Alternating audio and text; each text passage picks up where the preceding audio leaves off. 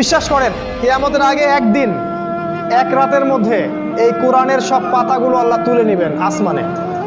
হাদিসে এসেছে কোরআনের শুধু পৃষ্ঠাগুলো থাকবে, কালি থাকবে না।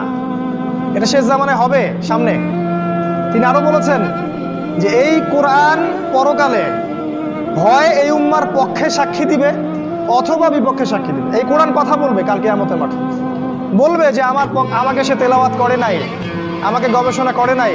আল্লাহ এই কোরআন নিয়ে তারা হেদায়েত খোঁজেনি, তারা অন্য জায়গায় হেদায়েত খুঁজেছে।